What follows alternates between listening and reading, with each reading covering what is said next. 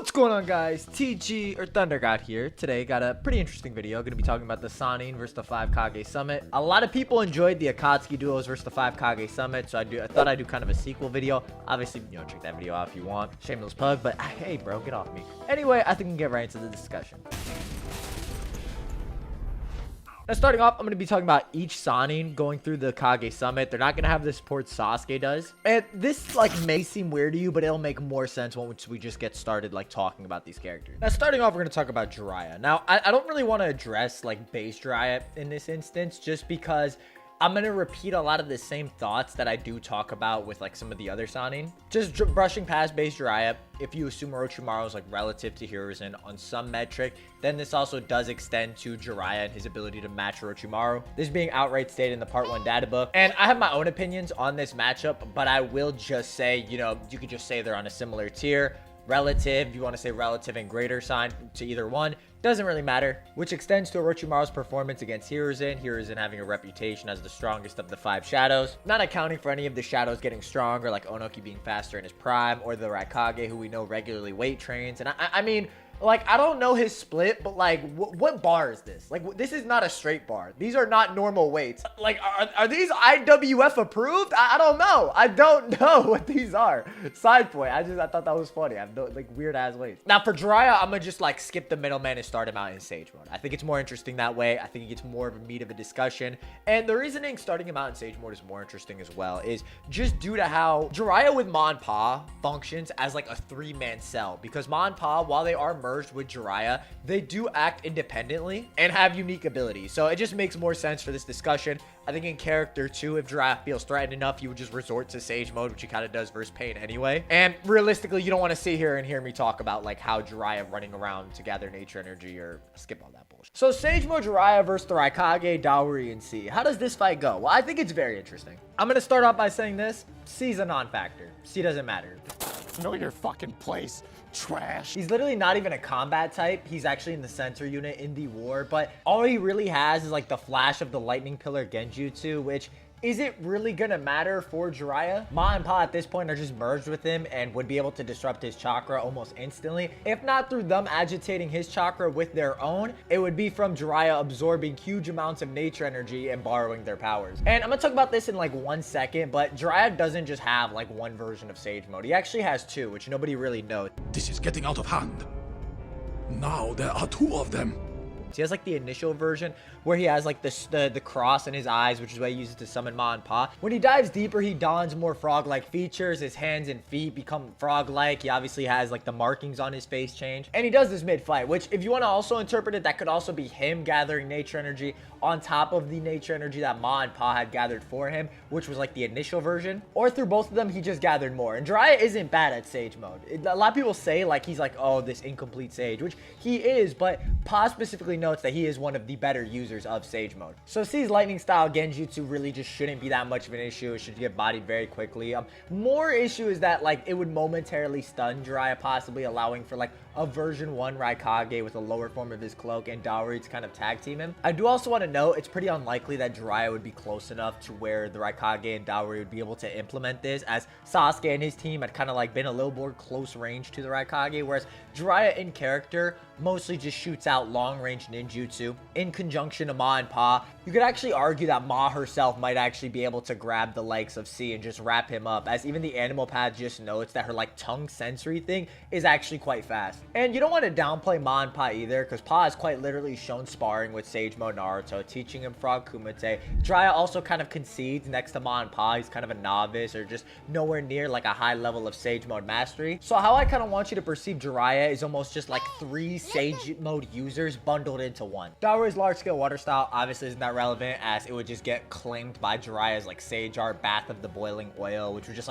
obviously oil and water don't mix, so it would just push it back almost instead of just getting absorbed into it, which may almost have an adverse effect, because then it would just clutter the battlefield with tons of water. But considering the original room wasn't really affected by this at all, I wouldn't put too much stock into this. Obviously Jiraiya versus the Raikage in this type of situation it's actually a lot easier to talk about than maybe some people might think. It just depends on at what stage of the lightning cloak the Raikage's at, and how willing he is to go into the higher limits of body flicker, and what Jiraiya does before that point. Version 1 Raikage and Dowry really shouldn't be too much of an issue for Jiraiya or Ma and Pa, like, at all, especially since we've seen how Jiraiya kind of confronts like multiple opponents fighting 3 paths of pain. He's obviously no like stranger to those close quarters fight. Now, the reason I say this is because you can look at a couple things, maybe Sasuke being comparable to this like lower version of the Raikage's cloak. You can maybe look at the gap between Sage Mode Naruto and Sage Mode Jiraiya and how it might not be that massive, which I'm under the personal opinion of. I do think Naruto is stronger. It's pretty implied narratively and in the data books. Something interesting though that I do want to note is that Suigetsu actually does just fight the Raikage no issue and has no qualms about combating him, Dowry, or going to the 5 Kage summit. Yet when Orochimaru was brought back, a fighter on a similar tier to Jiraiya, at least in Sage Mode, obviously, like even if you think base Oro is above base Jiraiya, it doesn't really matter in this situation, as obviously Sage Mode would scale to that. Suigetsu's absolutely terrified of Orochimaru. He just like, even when Orochimaru was brought back with low strength, he's like cowering behind Sasuke and Kabuto. Now, what's interesting is like, okay, you can maybe chalk this up to Suigetsu just being like scared of Orochimaru, since like Orochimaru is the one who's experimented on him. He's like the scary dude. But what's interesting is like the whole reaction to Suigetsu like hiding behind somebody is something that he does when directly confronted with a character of like much higher power. So he actually does a similar move when Tobirama and Hashirama are like powering up to scare like Taka, and then Hashirama like powers up to counter Tobirama's. He does a similar thing and just hides behind Orochimaru. So this is almost like an in-character trait for Suigetsu to do when confronted with somebody of a higher strength tier, which I find fascinating since he's been to the summit. So that might speak something to where the Sannin potentially scale up if you want to look at that. Tsunade was also relevant enough to where the Raikage did bring her to stop Naruto and B, and Tsunade herself does think she can fight the Raikage. With the Raikage even like requesting Tsunade's help like mid-fight, he's like, yo, Hokage, help me out, bro. You see him struggling over here with these dudes? So it really shouldn't be an issue, especially since Suigetsu and Jugo are the ones who are basically like countering this Dowry and version 1 Raikage. So this shouldn't be too much of an issue, especially since Jiraiya is just like fighting multiple like opponents on his level in terms of physicality and their ability to react, absorb his ninjutsu. I'm referring to the 3 paths of pain. And something I want to note too is like this is kind of gets more into Sage Mode Jiraiya versus Sage Mode Naruto, but you could actually argue the path of pain that Jiraiya was fighting is stronger in the version that Naruto fought, at least like the 3 paths, due to them being closer in the Rain Village, potentially maybe like Nagato dispersing all of his chakra between 3 bodies as opposed to 6. And the Rain Village, or like distance with the paths of pain, does matter because like that's the distance the chakra has to travel, along with the fact that certain techniques are only Nagato only has access to when he makes certain paths come closer, like Tendo using Chibaku Tensei. So again, you could make some arguments here or there for Jiraiya, but again, he's no stranger to this. He's basically like fighting 3 opponents on his level, so fighting 3 people who are weaker than those paths of pain isn't really going to be too much of an issue, which is where Jiraiya kind of comes in with like large scale, you know, Sage Art attacks, maybe the massive Rasengan. Something I could see he would do in character is potentially the Mud Swamp. He does this in part 1 against Orochimaru Snake, but what's interesting is he actually does it versus the paths of pain in order to like catch them in the ceiling and stuff like that. Now, this really wouldn't have too much of an effect, I would argue, since the Raikage would probably just passively dissolve the mud since he has literally a lightning cloak on, and I can't imagine someone of Daoru's caliber would really be like, you know, afflicted by the technique too much. Again, he's literally the Raikage's right-hand man, company commander. A little disingenuous to say he's a Mud Swamp victim. And Jiraiya's ninjutsu is definitely his biggest asset here, because what I want you to realize, this is where like most of his better statements come into play. I know a lot of people reference the 10th anniversary statement, which I actually have a different translation than what most people have. The power of the toad that he acquired during his training at Mount Miyaboku and his many terrifying ninjutsu techniques have made shinobi in other countries tremble tremendously since the era of war. I know there's a translation floating around where it like surpasses all 5 great nations. That's not what I got. It's on the screen. Check it out for yourself. Yeah, but doesn't really change too much, but like I do want to note that some people have tried to use that to just put Jiraiya over the 5 Kage summit inherently, which I don't agree with. And the reason I also back up on this ninjutsu point is that Jiraiya mainly retreats from pain when he finds out that his ninjutsu is useless. Once he sees that the Preta path can pretty much absorb all of it, he's like, I gotta retreat or I'll be killed here. So he's gonna be playing like a long range game with his ninjutsu. That's pretty much the name of the game. Now version 2 Raikage in this instance is a little more tricky to talk about in terms of Jiraiya, like versus him. It's really hard to place version 2 Kage since Sasuke is able to react to him without body flicker, but Sasuke also does have his enhanced perception with his Mangekyo Sharingan, along with the Raikage moving linearly with the guillotine drop, which also makes it easier for Sasuke to perceive his movements, and obviously counter with Kagetsuchi. So it's not an exact one-to-one. You could potentially look at Tsunade and the Raikage performing close quarters later on in the war as some type of metric, as he obviously doesn't maintain body flicker for too long, as he would have to outpour enormous amounts of chakra into his cloak in order to do so, which obviously makes sense. He has Bijou-like chakra reserves. Even with the Lariat, he has to pour a ton of chakra to do it. So it's mainly the Raikage kind of utilizing his superior speed with higher forms of his cloak to get around like Jiraiya's like larger scale ninjutsu. Now, that's all well and good, but realistically, right? What are the win cons here? What are the ways I could see like characters winning here? We interrupt this program for an important news announcement. Brief intermission from your host, TG, or Thundergod. You may have heard of me, or if you haven't, I'm the dude talking in the video. But like and subscribe if you're new here, or, you know, if you enjoyed everything you heard so far. If not, you know, it's cool. Keep it moving. And now back to your regularly scheduled program. For the Raikage and Dowry, I don't think Dowry and C are that relevant in this discussion, but I will say Dowry does have some potential. Laser circuits are actually kind of threatening if you go off his fight with Kinkaku and Genkaku, where it can like change their properties at the last second and actually tag Jiraiya, which I think would be interesting. If you want to argue, potentially changes their properties last second to potentially snipe off Ma and Pa. Although, again, we do know Ma and Pa just straight up do have sensory, so does Jiraiya. It's just noted on part of his data book. So I can't like note this would be crazy effective, but there is some possibility there. Or the Raikage powering up to like a V2 max body flicker, obviously where he stacks body flicker with his version 2 cloak, and just trying to run down Jiraiya and just straight up beat him up with like his lightning style taijutsu. It's a lot simpler than Jiraiya's win cons, and that just comes from like the simplicity of the Raikage's arsenal. His enhanced reaction times as well would make it that any ninjutsu Jiraiya's really pointing at him wouldn't really be able to tag him necessarily. Now, with that being said though, Jiraiya does have options if he can catch the Raikage earlier in the fight. These are his main two options. The first is the summoning Toad Mouth Bind. Now, what this essentially, this jutsu is it's what he used in part 1, right? He also does this when he's interrogating some thugs in the Hidden Rain Village, but it's what he used against Itachi and Kisame, and essentially summons the esophagus from the Great Toad from Mount Miyaboku if activated in a cave or building. And the reason this is relevant is A, it had Kisame absolutely shook, but Itachi outright also admits that he was forced to use Amaterasu to escape it. Amaterasu at this point in the series just being touted the strongest ninjutsu, essentially puts Raikage and Dowry, and you want to throw in C, in a very difficult situation because they're going to be susceptible to it. It's going to be very difficult to see like the Raikage just smashing through it with like his raw strength. Now, Jiraiya fans, I'm giving you a little bit here. I'm giving you a finger. I'm giving you a crumb. Don't take my hand. Every time y'all take my hand, you lick it. Y'all nasty. What I'm saying is, I don't know what I'm saying. Do I think Jiraiya beats Itachi 1v1? No, not at all. Nowhere close. I think Itachi washes him. He's very clearly above the Sannin tier along with Pain.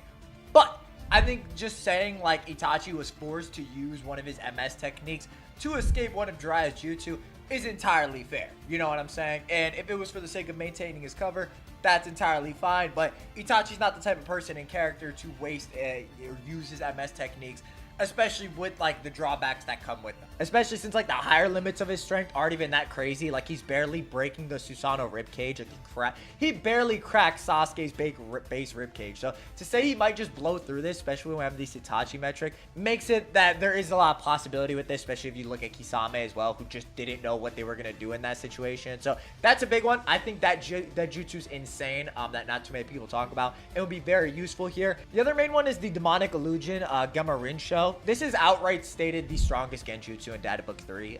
A lot of people give that to Tsukiyomi, but Tsukiyomi is just more so feared as the strongest genjutsu. Now, I do have Tsukiyomi over Gamma Rinsho just due to the conditions behind getting the genjutsu off and like what happens when you employ it, obviously. But this really isn't that crazy, especially when you look at that on the Data Book profile. It's been recognized since ancient times, which if you want to implore some anime showings, may imply like the Toad Sages go as far back to the Sage of Six Paths era. This coupled with sound-based genjutsu being stated the strongest obviously puts Jiraiya in a good position here to get it off. Now, a lot of people have this weird thing when talking about the Gamma Rinsho, like Jiraiya can't fight while like Ma and Pa are charging it up.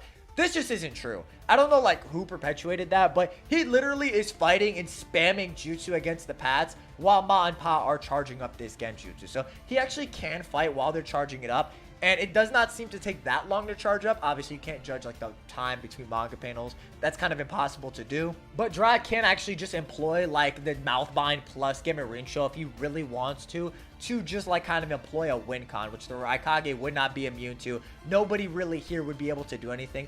And this Genjutsu actually has the potential to solo the 5 Kage summit, as if you recall, the Raikage actually busted a hole in the wall leading to the meeting room with the other Kage. Granted, you kind of have to argue the Genjutsu actually travels that far, which I think is more questionable. I just think it's an interesting note. We just do see it travel through the halls in the Hidden Rain Village. So you might be able to infer if maybe like Gaara and Ko are coming in to intervene in the Raikage fight. It just travels through the halls and like captures them as well. I know some people might argue the Raikage is immune to Genjutsu. He's not. I'm not going to get into that here. Check out my other Akatsuki duos versus the 5 Kage summit. I talk about that a bit more there, but I don't want to make it the same videos with like the same exact talking points. So go check that out if you're more interested on like that type of stuff.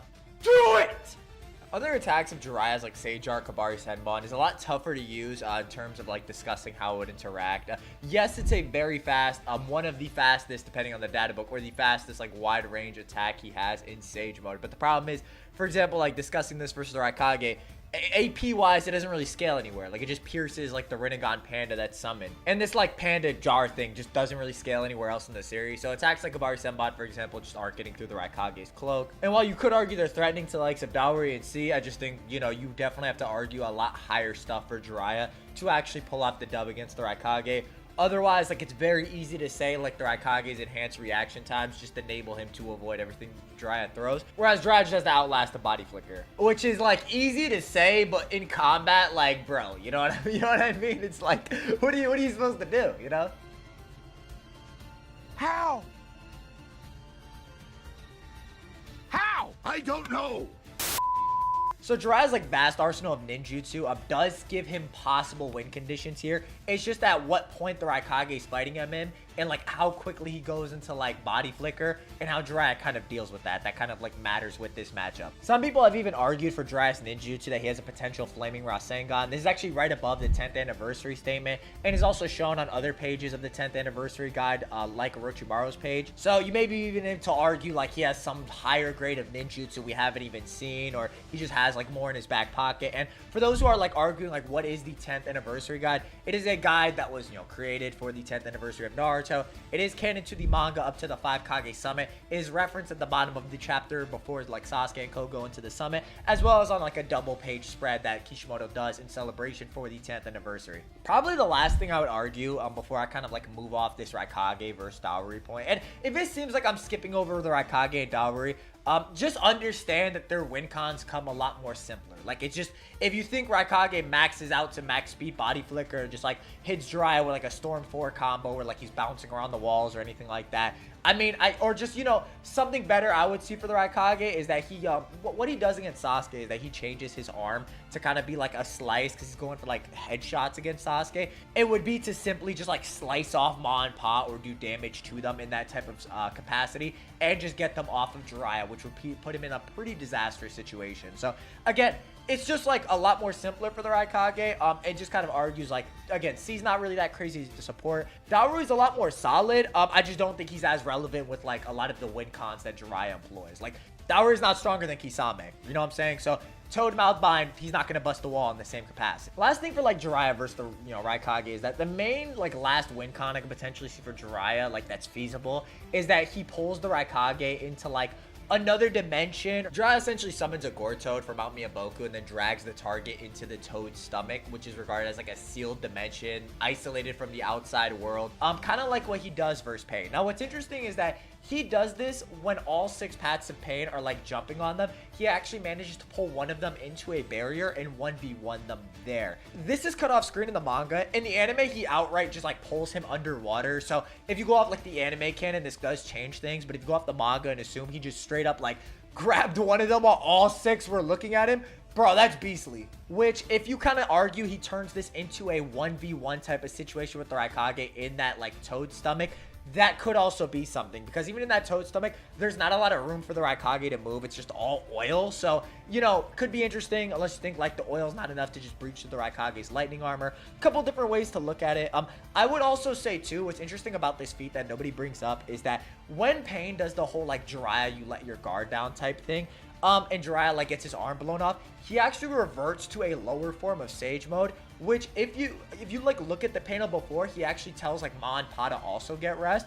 So you could just like argue that Ma, Pa, and Jiraiya were kind of letting off the gas and actually exiting Sage Mode with their guard down, which also allowed the Asurapath to just like blow the arm off with Jiraiya's guard down. And we do know like Naruto's talking to Nagato and he could just exit Sage Mode. So it does seem kind of likely. Otherwise, you argue like the Asurapath smacked Jiraiya so hard, he lowered him to like a different version of Sage Mode, which is kind of funny. So this is definitely like a good feat, and I definitely think something you could argue. And even in terms of sensory, if you want to argue like C still around, the Paths of Pain were having great difficulty finding Jiraiya, despite one of them still receiving chakra, and like the Rinnegan being touted for its sensory capabilities. It's insane.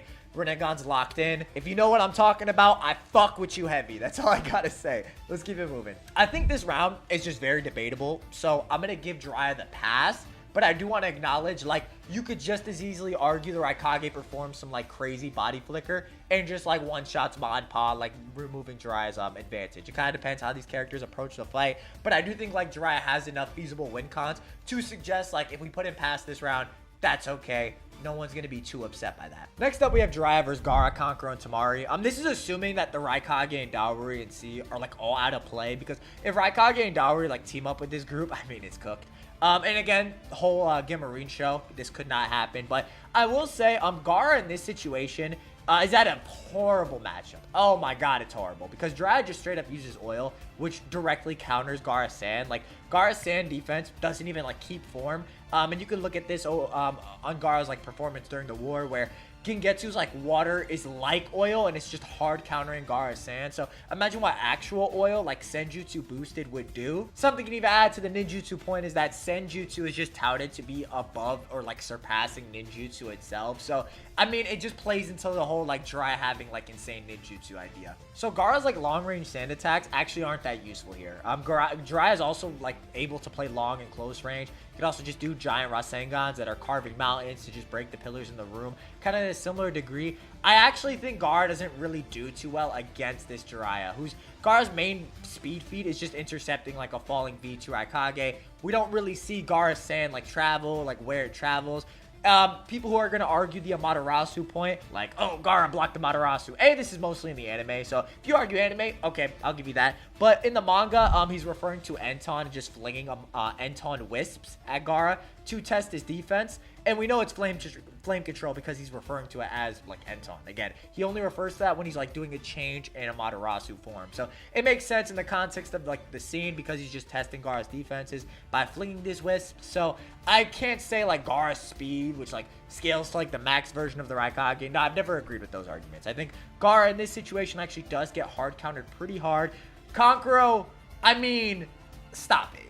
Stop it. Let's not even start with that. He's gonna get cooked, bro. Temari and Kankuro's best feat in the summit is just having an attack of similar speed to like Gaara and Daori. In this type of situation, it wouldn't really do too much unless you argue they like partner up with Daori and just like do a combined attack on Jiraiya, in which case maybe. But again, like in this type of situation, I think Jiraiya retreats, or like Gaara's the focal point, which just gets hard countered by long range oil. Like Gaara's sand wouldn't even be able to keep form, and Jiraiya can just create as much oil as Gaara does sand. So it isn't really too much to say there.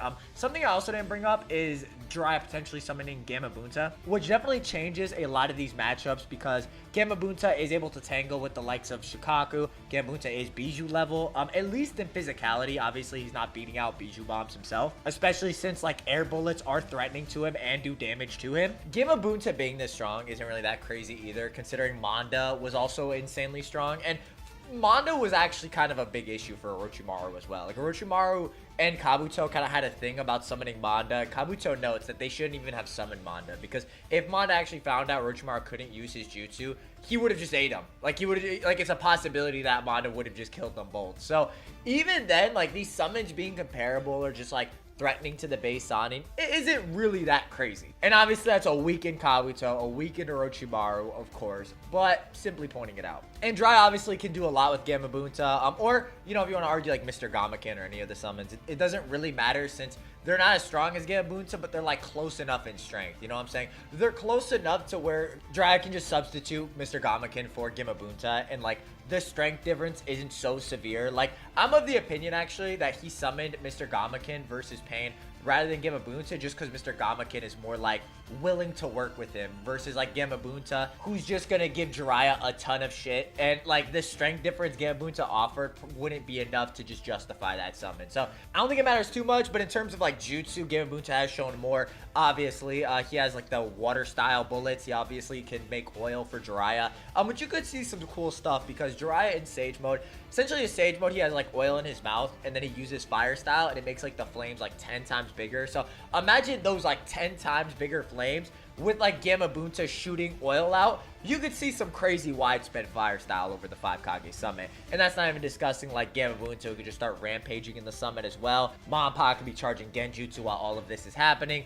There are ways for Jiraiya to win. I definitely think if you go down like the Gamabunta, maybe Mr. Gamakin route, there is some like possibility as well. It just changes how a lot of these matchups go, because then you're just going to be like tearing down the summit, and then you're going to be left with like a bunch of Kage who, well, they don't really work together. Jiraiya's not soloing 5 Kage by himself, even with Gamabunta. It's just not happening. Not too much there. So the Toad summons are not jokes at all. I mean, even like the Toad Jiraiya summoned in part 1 actually blocked a swing from Kisame's sword. Like, this nameless Toad pulled up for the smoke against the Akatsuki member. Like I don't know what to tell you. The Toads got it like that. They did, and I'm not saying this because my profile picks a Toad. Are you sure about that? I'm not, it's not the reason, I promise you.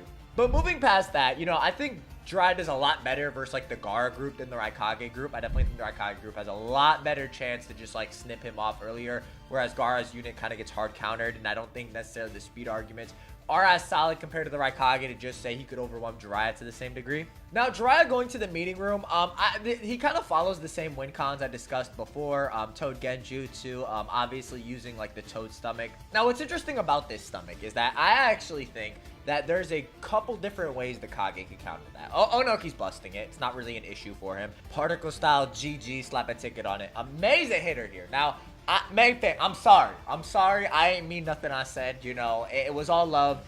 She's bad. I get it. But in this case, I actually think she is kind of an animal because Boil Release is that crazy. Obviously, you know, realistically, it's melting the Susanoo, right? Which is insane AP. We've only really seen like Kaguya and Mei be able to kind of perform that type of feat. Mei's also showing the ability to just melt the walls of the room that she's actually in, right? And the reason this matters is because if you backpedal to Sasuke versus the Raikage, you could argue this is Enton, but Sasuke's Amaterasu is actually on his rib cage, right? It's completely like enveloping it. He's using this as a means to counter the Raikage's speed, and Mei's able to melt this same rib cage with her Boil Release and produce enough heat to actually melt it. So you may actually be able to imply she's actually be able, like with her like vapor style, able to create enough heat surpassing that of the Amaterasu, which isn't even that crazy if you go off of Amaterasu being as hot as the sun, and you consider that Amaterasu is actually able to bust this Toad stomach. You kind of have an interesting dynamic to where you can argue Boil Release would actually just melt the inside of the Toad organ, as it's shown higher heat levels than the Amaterasu that busts through it.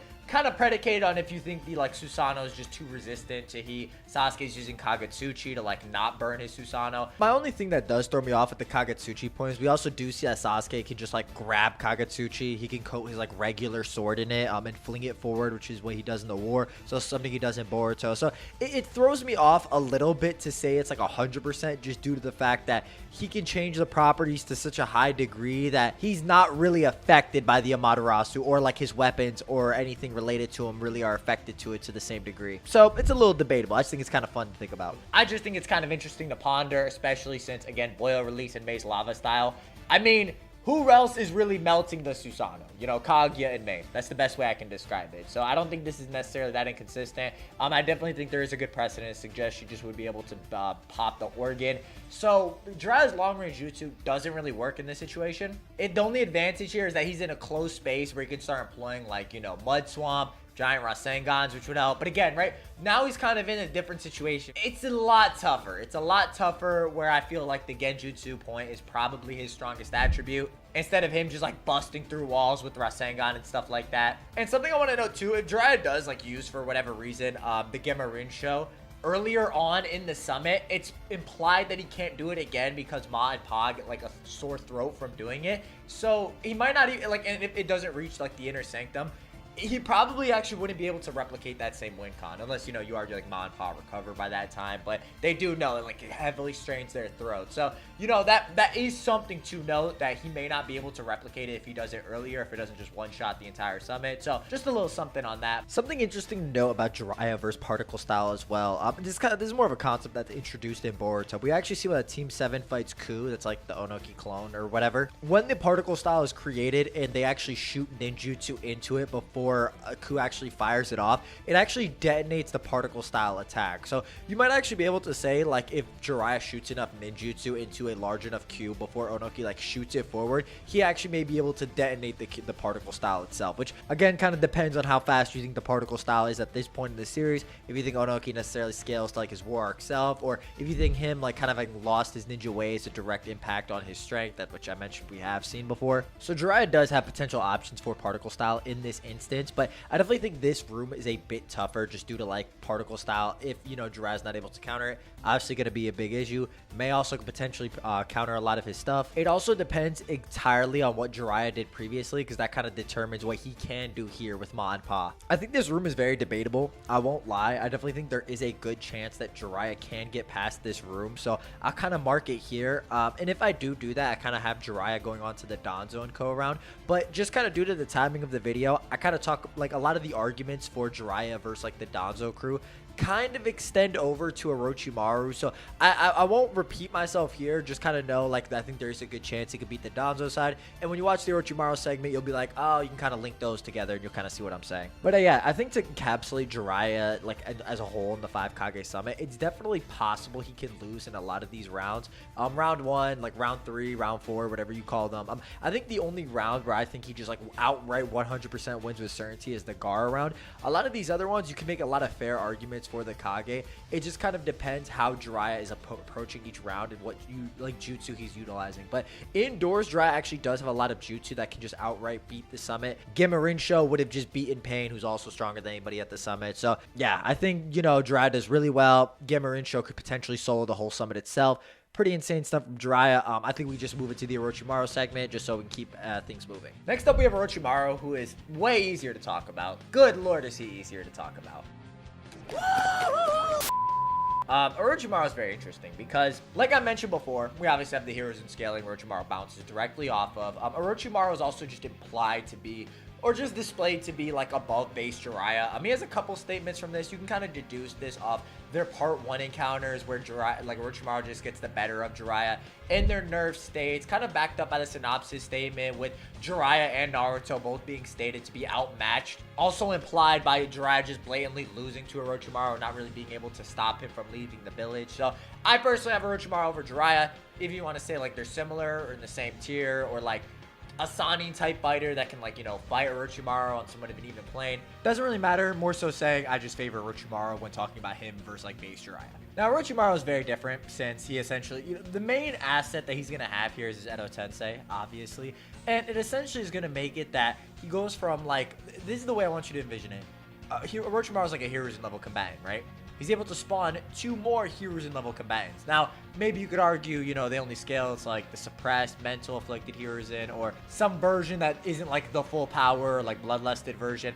That's all right, because that version of Hiruzen would still be above a lot of contenders at the 5 Kage summit. So you potentially have a squad of 3 Hiruzen level fighters, and then 2 of them have just like an infinitely rejuvenating supply of chakra, on top of the fact that they really can't be taken down unless they're just outright sealed, which is pretty much going to make it that Orochimaru is going to have a lot easier time during the summit because he doesn't even have to fight directly for a lot of his matchups, or any matchups that he'll have trouble with will just really be stalled out until his Edo Tensei fighters just beat down the opposition and come support him. So discussing like Oro versus the Raikage, right? You don't really need to get into like the speed stuff, like all that, you know, going into it before. You don't really need to get into that, right? All you need to say is that, okay, let's say the Raikage is like beating down Oro. Oro's like responding with Oro Rebirth over and over again. You know, the Raikage's trying to like tire him out, maybe deplete his chakra supplies.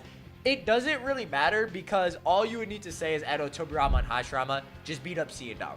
That's all you need to say. All you need to say is that they win those 1v1s, which they do. Tobirama at this stage, even in this inferior Edo Tensei form, still has Hokage level water style. And then Hashirama's wood style is displayed to be an even more prevalent ability. Like the way it's hyped up much more in the same scene that like right after Tobirama kind of shoots down this water style. So it's kind of like implied and like displayed to just be stronger, which I mean, no one was really going to dispute anyway. So then you kind of get into a situation where like, C and Dowry just don't have any options to like permanently put down the Edo Tensei. They're just going to lose. They're on the same caliber of fighter. Even if they damage them by some miracle, doesn't really matter. And you kind of get into like these two individuals with pretty substantial AP. I mean, Tobirama's water style didn't just outright lose to Hiruzen's like fire style, which he prides as like his specialty, even among all his jutsu, kind of implying it holds some like higher properties in terms of AP, along with the fact that he's a Sarutobi clan shinobi and fire style is his specialty.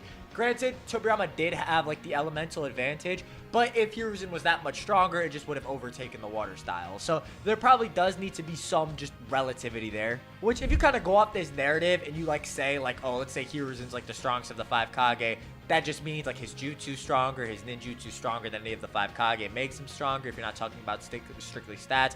Sets up a good precedent to suggest like, you know, some of the jutsu might actually just be able to like beat out the Raikage's cloak, which is an issue. I will say that's probably the biggest hurdle, because things like Orochimaru's grass longsword probably aren't going to pierce it, especially if you look at like Sasuke kind of saying, oh, his Kusanagi blade is on a different level than Orochimaru's, kind of implying that it's like a bit sharper due to him like funneling right on through it, and does have like a bit higher AP than it. That could be a possibility with the Raikage not even attempting to dodge Sasuke's blade. Like he just like, it doesn't even affect him. So, you know, that might be an issue. I don't know if I can say grass longsword's going to present that much of an issue to Raikage, but at some point the Raikage probably will just like lose to being overwhelmed by the long range ninjutsu. We also know that Orochimaru himself is a bit of a wind style specialist. At least it's displayed as that. We see in part 1 he's like creating a hurricane. Yeah, so it's kind of implied that Orochimaru is also this wind style specialist. So he kind of comes in confident a little bit in the matchup as well. So if you kind of like assume he has that edge along with the 2 Edo Tensei who should be on a similar level, he should just eventually overwhelm the Raikage. Again, I can't really see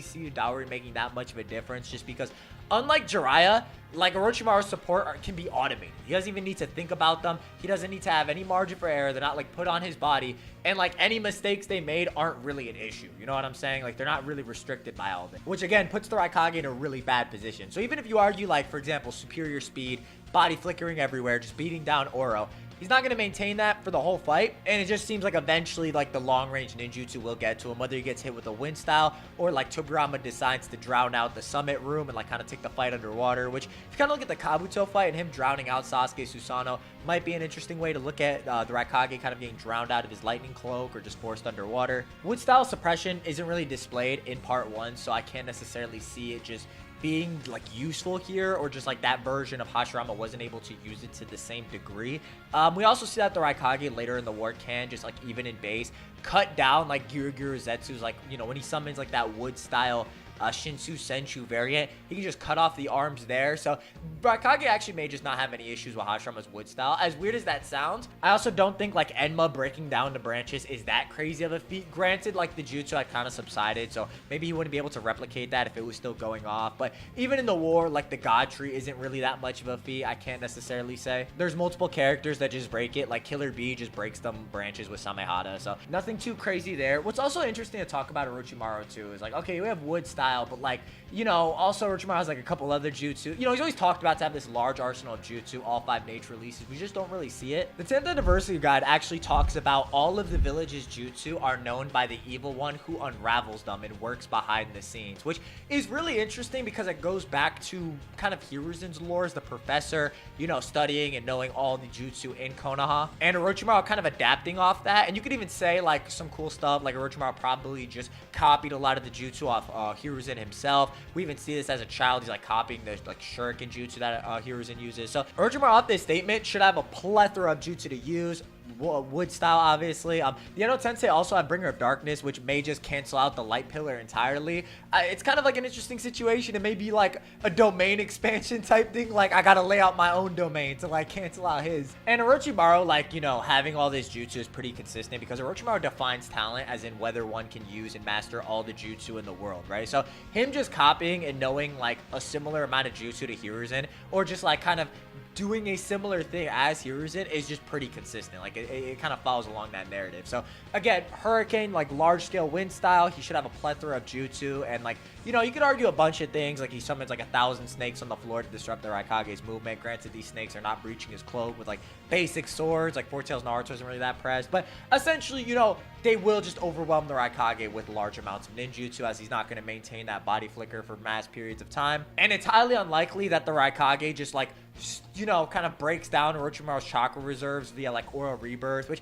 if you want to argue like Sasuke, like talking about the Orochimaru style substitution, how that takes up a lot of chakra, could be a possibility.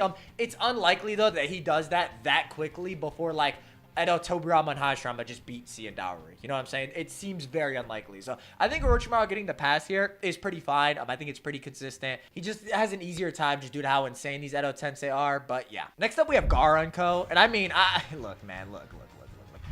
Orochimaru technically did kill Rasa. It's kind of framed like he snuck him, right? It definitely is framed like that. But it is interesting to note that like what Orochimaru did to Rasa and what he did to Hiruzen are both classified as assassinations. But this Gaara is still kind of on par with Rasa, at least later in the war to some extent. And then Orochimaru would just be above that, be it like him scaling to Hiruzen. As unlike characters like the Raikage, Rasa doesn't really have any arguments for getting stronger. So starting with that, a bit of an issue for Gaara. Again, Temari and Kankuro are just getting cooked pretty badly by these Edo Tensei here. And I ain't gonna lie, I'm getting cooked. Gaara at this point can't seal them because he doesn't have like the same sealing tags that he was using in the war. The best he could do is potentially like restrain them underground with large scale sand, but essentially it's just going to be like kind of a similar situation I noted before. If you want to argue like Orochimaru's just kind of flying around, Gaara's attempting to catch him. Edo, Tobirama, and Hashirama are just immaculate support here, and they're just going to be combating the sand with like long range ninjutsu of their own. Water may weaken the sand's density, but obviously not to the same degree as like the oil that was described easier, and it is not really consistent that Gaara sand is just outright weaker to water. This group just doesn't have enough to just outright take down Orochimaru and Co. In my opinion, I think the Raikage group definitely does a bit better here. I think he's definitely a much harder opponent for Orochimaru to take down. Gaara in this situation doesn't really offer too much differently or have like the lore implications or like speed feats to necessarily suggest he would just take down Orochimaru. Maybe if you want to argue like he's like V2 Raikage speed, that might pose some, and you don't think Orochimaru scales that high, that might pose some one of an issue. Like he'll just, you know, be grabbing Orochimaru, potentially like holding him down in large scale sand. But then like, again, is that really going to kill Orochimaru at all? In any capacity? Is that really going to stop the Edo Tensei? Not really, not really. So again, I don't really see this group doing that well. I think the Raikage's group definitely does a lot better, but I think Orochimaru just clears this. Again, the best way I can describe this is you have essentially 3 Hiruzen level combatants. Like that's you're like, bro, and like 2 of them don't die, and they just like can spam whatever Orochimaru wants. And this would just be a version of Orochimaru that is not playing with his food like he was against Hiruzen. He's gonna be much more willing to fight, not really taking a back seat, maybe potentially due to his affliction over killing his teacher. So again, nothing too crazy in that front. The next room we have is like the Kage Summit room with like Mei, Onoki, Chojuro, Akatsuchi. Again, assuming Danzo just dips out. There's gonna be a lot. I think Oro just outright fear hacks his Chojuro. Chojuro's like intimidated by somebody who's on Zabuza's level, and you know, Oro's like main thing is actually just fear hacking like someone of Zabuza's caliber, which is Kakashi, which is kind of funny. But yeah, I think Oro like would just actually intimidate Chojuro, who has like low confidence and whose strength directly depends on his confidence levels. Granted, even if he didn't, I don't think Chojuro is that useful here. Same thing with Akatsuchi. I don't think they're necessarily that threatening to Orochimaru or the Edo Tensei. I think Orochimaru has a lot of potential in this room, especially depending on like how he approaches it. Obviously he can summon Manda. Like I didn't get to mention this in the previous rounds, but I don't think he gains as much from summoning Manda in this case, just because Manda doesn't offer us quite as much as Gamabunta does. Like it would still be good support for just disrupting the 5 Kage Summit building, but it would just like, he's not able to like offer like higher jutsu. It's just like Manda's gonna bite dudes, you know what I'm saying? He's just gonna beat dudes down. The main thing I would see is, again, like possible like physical issues for the Raikage, especially since with like the 8 tails. We've never seen the 4th Raikage directly like battle the 8 tails. he's more so assisted by the third Raikage, and it's like a village effort to pull him down. So maybe these large summons would be an issue, unless you think maybe he's like, you know, a pseudo Tsunade rival in strength. He might be able to just punch it or something to that degree, especially since the Raikage has shown the ability to just cut off like the A-Tails horn, which is presented as more durable than the other A-Tails parts, like its tails. It also doesn't regrow.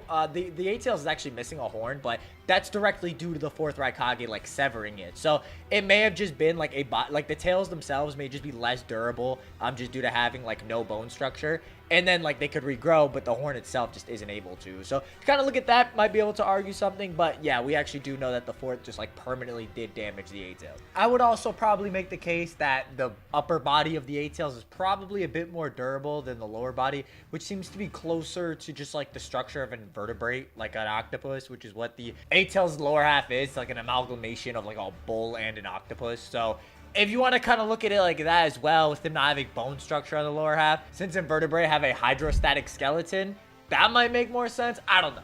Maybe I'm bugging. I'm tweaking. Who knows? But anyway, point is, yeah, the fourth actually does have the kind of like ability to damage like the A-Tails to that degree. So I think in an AP perspective, it would actually just be able to hurt Manda. But that's kind of how the Bijou are. Like the chakra difference more so comes around with like Bijou bombs, whereas like in physicality, they're all able to kind of scrap with one another. So, you know, it kind of goes back and forth a little bit there. Now 1v1, I don't really favor Mei against Orochimaru. His just regeneration is pretty insane at this point. It's almost akin to like Tsunade's in a way, like in Boruto. There's like a scene where he just completely regenerates his arm, and obviously Oro Rebirth, like anything that happens to his body isn't really that much of an issue for him. So even if Mei did him with lava style, or she raised the pH in the air to like passively burn him over time, it does take a bit of time, as even Sasuke, like what, you know, it didn't just automatically KO Sasuke, so he wouldn't be suffering from that. It's kind of similar to the Edo Tensei. I don't think they would really be afflicted by it too much. I think Onoki's the main problem for Orochimaru and co in this room. You know, large scale particle style is an issue, obviously, depending on how willing Onoki is to use it. It's really weird to think about like how the Edo Tensei and Orochimaru would function this small of a room, especially since like their arsenals would probably just like move the fight elsewhere as well, which I think does matter, because Onoki like being able to spam particle style is a pretty big win con here. And if you go off like the heroes and greater than Onoki stuff, Orochimaru might just be above that, you know, grass longsword cleave. If Inoki's actually able to get out the room, he's going to be able to start spamming particle style. And some people say he may not be able to. We actually see that he has multiple like clashes with Mu off screen during the work. So it kind of totals up to at least 9, and then he kind of runs out of chakra. So he's actually able to use the particle style quite a bit before he runs out. So that's probably the better win con, I would say. Onoki using weighted boulder on the Edo Tensei is probably like his best GG as well, since we see when he uses weighted boulder on Mu, Mu's not able to move at all. So this would probably be his better option, and to just like kind of remove those two from play and then kind of deal with the Orochimaru 1v1. Take the fight outside, just hit him with like, you know, those large scale particle styles, which partial hits wouldn't take down Orochimaru, but if he is able to envelop the snake by himself, that would obviously be a GG. I would also say Manda isn't too relevant, just because Onoki can like use weighted boulder on him as well, or he can just lighten Manda and then throw him like he does with Turtle Island. He's literally carrying it on his own with one hand. So imagine if he made like Manda super light and just like, you know, like up, he just sends him up. Like, what's he gonna do? Same thing with Gamabunta, same thing with like Katsuyu for future Tsunade stuff. So these type of win cons also, you know, Onoki does have a lot to mitigate Orochimaru's advantages. Kind of just goes into like how much Mei kind of factors into that. Again, just due to how cracked this Orochimaru squad is, I think he does get past this room, but it's definitely a bit more debatable, especially on how you look at some of the Onoki stuff. I don't think Chodoro and Akatsuchi really matter too much. Akatsuchi himself, for example, is just below like Onoki and Datara's flight speed, even though he can like react, intercept Datara's explosive. So we already know like Akatsuchi wouldn't even really be able to keep up with Onoki once he's in the air and stuff like that. Chodoro just doesn't matter. Even if he like performs like a war or confidence feat, like Orochimaru would just reassemble himself, or the Edo Tensei would just survive it. So I'm not really like, I don't think they provide too much there. Whereas Onoki, there is some possibility, unless you argue like Orochimaru pulls up and just like beheads. I know Mifune is also in this room. I don't think Mifune is as relevant. I know people are going to quote like the Hanzo thing with him taking down like a weaker version of Hanzo. Jiraiya thought he could high diff like somebody who actually did beat Hanzo, going off his like interpretation of a full power Hanzo, like that being the benchmark he's using. We see this in his conversation with the toad that's like houses Naruto's like QB seal key. He actually thinks he could die against that type of opponent, and then when he goes into Sage mode, that's when he wants to put himself like a tier above that. So Jiraiya's conversation with Garotora is just very telling at this point. And again, it's not like Mifune really offers that much anyway, and nothing Mifune honestly does is inherently that threatening. Like his blade can just be countered by Orochimaru's grass longsword. Really wouldn't be too much of an issue there. So this room's a bit debatable. Assuming Orochimaru gets past that, you have Oro versus Danzo, Fu, and Torine with his Edo Tensei. Assuming that they haven't been incapacitated or sealed or anything to that degree. Now, assuming like Orochimaru is kind of pulling this in character, you could say like, okay, maybe he has like knowledge on Danzo because he like created that arm and like helped him with that whole process. I'll start by saying this: I don't think Fu and Torine are that relevant. Torine is more interesting. Torine is the stronger compared to Fu, because Torine is actually the one Obito like wanted to bring back and then used Fu as a sacrifice. So we actually do know he's stronger. Fu's mind transfer isn't that threatening. The best thing they have is like an off-screen fight against Obito, but that could have been anything, and Fu isn't even able to tag him or do the mind transfer. Granted, he is a sensory. Mind transfer, for those who don't know, travels linearly, which makes it harder to do. Like, once the jutsu is shot, it keeps going in that direction. So the opponent kind of has to be held down, which is why the Ino Shikacho kind of like works so well, because Shikamaru was able to hold down the target for Ino to use the mind transfer. Torine's poison probably wouldn't be that effective against the likes of Orochimaru as well, just due to Orochimaru having like an innate poison resistance. He's able to get torn in half by the Four Tails Naruto, whose chakra is compared like bar for bar to poison that Sakura suffers from long term. On top of like Sasuke having an innate poison resistance due to having having had Orochimaru's curse mark. This is also prevalent later on, like Sasuke Retsuden, where Sakura is kind of surprised there's like a poison that could actually affect Sasuke due to him like having so many resistances. So there is a good case to be made, but again, these two aren't really that crazy.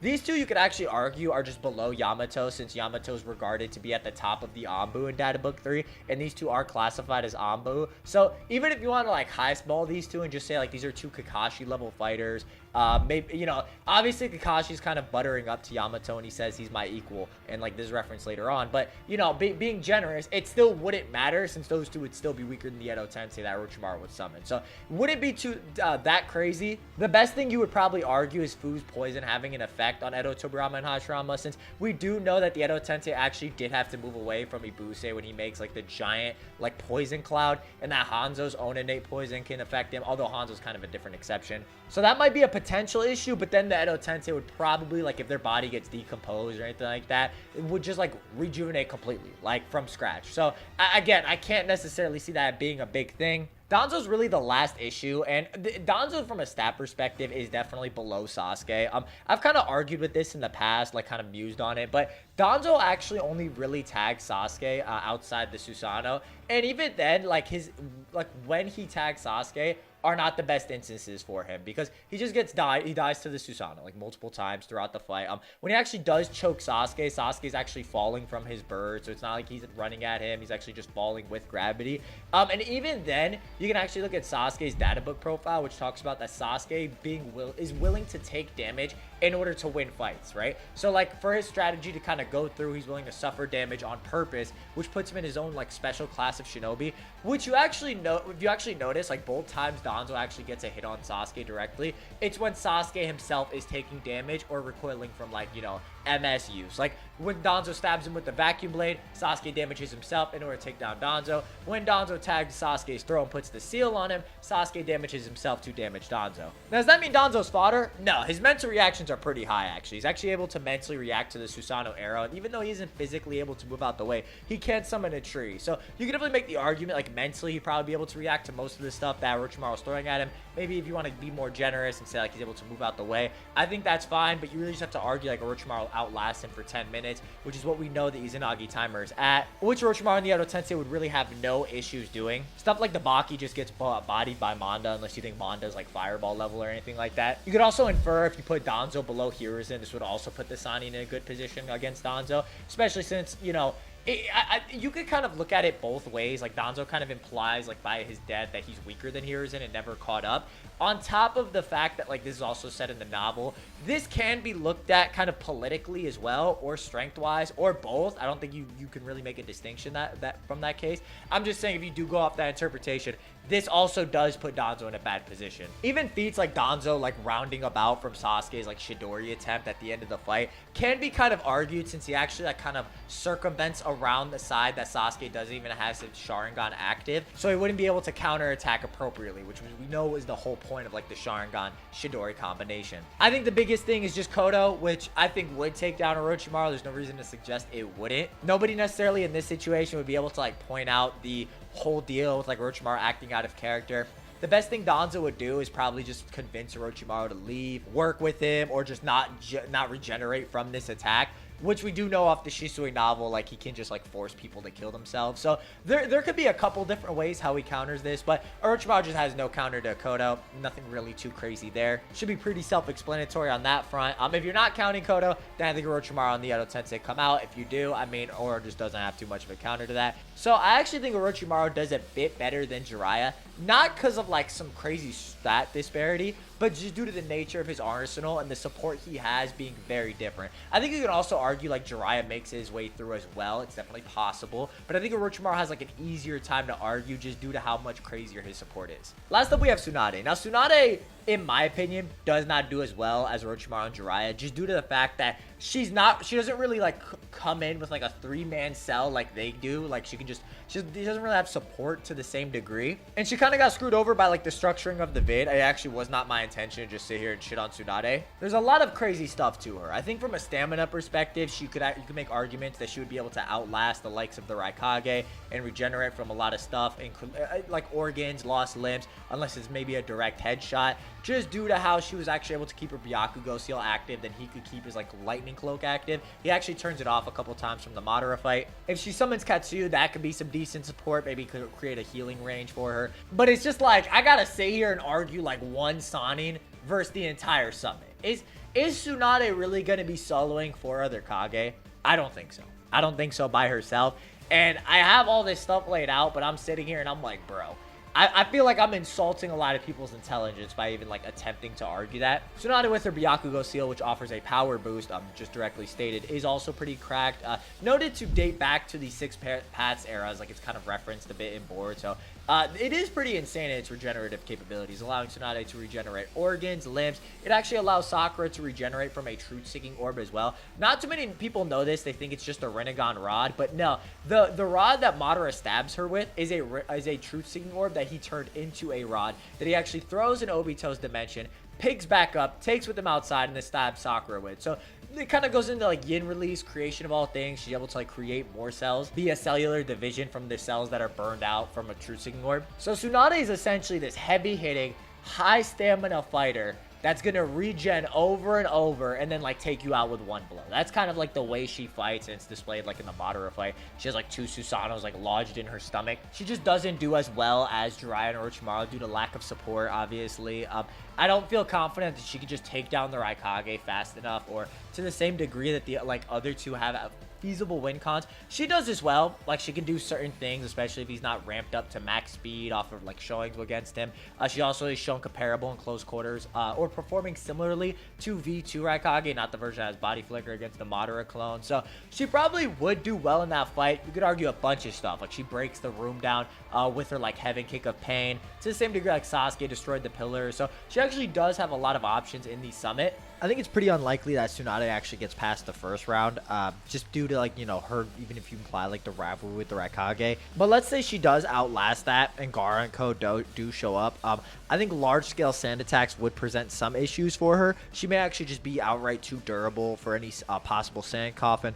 If you're under the opinion that she actually scales to her own punches, or you're off the novel stuff that she doesn't, she's able to just break Madara's, like, sword that was, like, stabbing her, and then she could also, like, lodge that into the rib cage. Tsunade ironically has the potential to one-shot anybody at the summit. They wouldn't really be able to do too much about it. Like, Kankuro and Tamara don't really matter for her. It's just kind of like arguing, like, okay, if she doesn't finish off the Raikage, you're gonna be left with a Raikage Gaara situation. But if you actually just say, for whatever reason, the Raikage is incapacitated, maybe she, like, kind of did her, like, a nerve switch switching that she did against Kabuto. It like switched his body movements in the first round, and like, you know, maybe she like was able to do this when he went with like his lightning style taijutsu and tried to grapple her.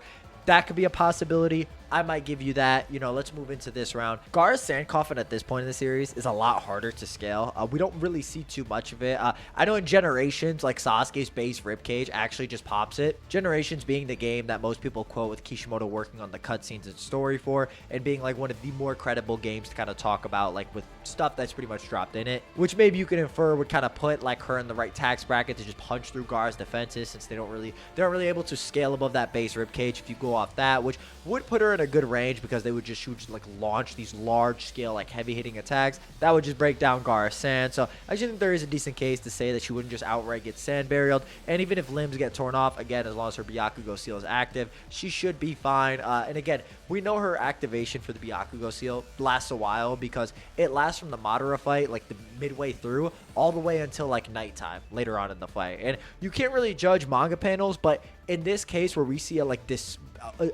it's been at least an hour. It has been at least an hour to go from day to night. That is the best way I could put it, which also makes sense that the fight would last that long since Madara is just kind of watching the Kage fight anyway. So I actually don't doubt that her Byakugo seal would last the entirety of this summit. So I actually do think there is a pretty good chance here. I don't think Tamari would really be too threatening with her wind style. Just hasn't shown like the AP feats to really be on that level. Same thing with the kunai that shoot out from the Sasori puppet. Nothing really too threatening for her there either. So if you argued the Gaara group in isolation, there actually might be a decent chance for her to actually pass this round. Again, if she summons Katsuyu as well, that's really good support. Katsuyu might just be immune to sand burial since like she can split up her body entirely. It's kind of weird to argue because we only really see like Katsuyu like vaporize a rock. If you even want to argue that, I know some people have argued like this puts it above Amaterasu and the likes. The temperature to vaporize a rock is not the same as like the Materasu heat, which if you argue is the surface of the sun, which is 5,600 degrees Celsius. The heat needed to vaporize a rock is around the 3,000 degrees Celsius range. So it actually, like, its higher ends can't really be argued to the same extent and that's me being generous. So I will say like Katsuyu acid, like while it could be threatening, again, like Mond is able to react to it. So I think a lot of characters in the summit would probably also be fine in this regard. It would just be good for maybe taking down like lower level like aids, or Katsuyu splitting up to like provide Tsunade with intel or make a healing puddle. Or if Tsunade really wants to, she can actually just hide inside of Katsuyu while Katsuyu fights for her for a little bit. She does kind of have options in this situation with Katsuyu, so there is some possibility there. But realistically, you have to ask yourself, is she going to beat the Raikage in such a timely manner to where like Gaara and Ko don't show up? Is Tsunade really going to be taking out like multiple Kage level shinobi in the summit? Not really. Maybe. I don't think so. You know, it's kind of unfortunate she doesn't really just get to that point where she'll just be able to like run through that many people. Pause. It's just kind of like her fighting style isn't really rooted here. She's not really built for this. And I think in character, she would just break down the summit building and it would turn into kind of a situation to where, okay, now the summit building's kind of collapsing. Granted, the summit building is pretty huge because Sasuke like breaks the foundation, like the pillars. And then pretty much like, oh, nobody in like the top room, because it's kind of like a pyramid almost, really cares or is affected by it. But if she actually does go and like destroy the entire building, then it kind of turns into a situation where like, okay, now everybody's outside and she kind of has to fight a 1v4, which is not ideal. The best way for her to try to pick off individuals and like heal with Katsuyu to maybe conserve chakra with her Byakugo seal. But realistically, she just does not have the options or the ability to like create like a 3-man cell of like relative fighters to assist her in this type of encounter. Generally, I don't think Tsunade really makes it that far into the summit or like has that many possibilities, just because I couldn't see her like beating up the Raikage in time, or just like having some technique to just like widespread the group or like mitigate the numbers advantage. And a lot of stuff just doesn't affect her. Like C's Genjutsu is going to get clowned by her because she's just a Genjutsu type. Her chakra control is phenomenal. That, or you argue the Byakugo seal, just influx of foreign chakra to break out of it. Like there are arguments to be made with her. Like I think she would beat up C and Dowry very casually. So I think you can make cases that she does do well in a lot of these encounters. But once you get into these later rounds, it just gets way harder to argue Tsunade herself, like versus like multiple other Kage. You know what I'm saying? Like you start struggling. So I think she doesn't clear the summit. And I feel bad because I kind of wish I could talk about these in a lot of 1v1 type scenarios. But yeah, she's just going to be dealing with a lot. So I think for a bonus round, we'll just talk about like what if all 3 Sannin pulled up to the summit. And I'm going to be real.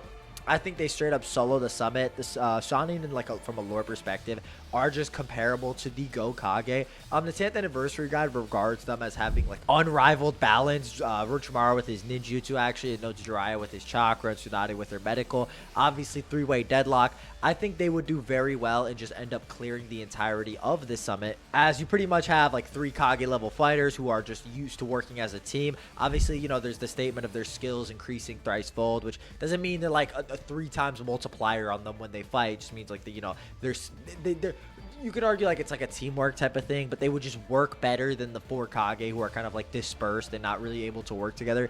Even with their aids, like it's not like, you know, if you go off like their summons kind of being pseudo Sannin level, you almost have like 6 Sannin level fighters on the field. So like you could just argue their summons take on any form of the aids that come through, and they would just pretty much dismantle the summit. So I think if the 3 Sannin did band together, they would just completely rip apart the 5 Kage summit, since you could just kind of extend every argument I made to just the entirety of the group. So that's the video. Hopefully you guys enjoyed. Again, I apologize about the Tsunade section. It's just kind of like the formatting of the video. She kind of got hoed and I feel bad about it, so I'm gonna try and like get a better video for her in the future.